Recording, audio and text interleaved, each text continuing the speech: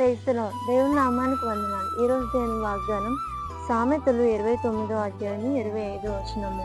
యెహోవా యందు నమ్మిక ఉంచువాడు సురక్షితముగా ఉండును. మరి మనం ఎక్కడికి వెళ్తున్నా సరే, ఏం చేస్తున్నా సరే, మనం దేవుని పట్ల నమ్మకం ఉంచినట్లయితే దేవుడు మన ప్రతి పనిలోని తోడుగా ఉంటాడు. అది ఎలాంటి పరిస్థితి అయినా సరే మనం దేవుని పట్ల నమ్మకం ఉంచాలి. మరి మనం బైబిల్లో చూసుకున్నట్లయితే షడ్రక్, మేషక్, అబేద్నెగోలు వాళ్ళని అగ్నిగుండంలో వేస్తానన్నా సరే దేవుని పట్ల వాళ్ళ నమ్మకాన్ని విడిచిపెట్టలేదు. దేవుడు ఆ అగ్నిగుండంలో కూడా వాళ్ళని తోడుగా ఉండి వాళ్ళని సురక్షితంగా ఉంచాడు.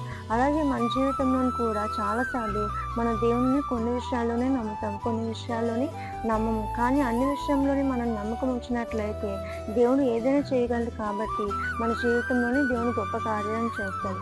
ఈ కొద్ది వాక్యాన్ని దేవుడు దీవించును గాక. ఆమేన్.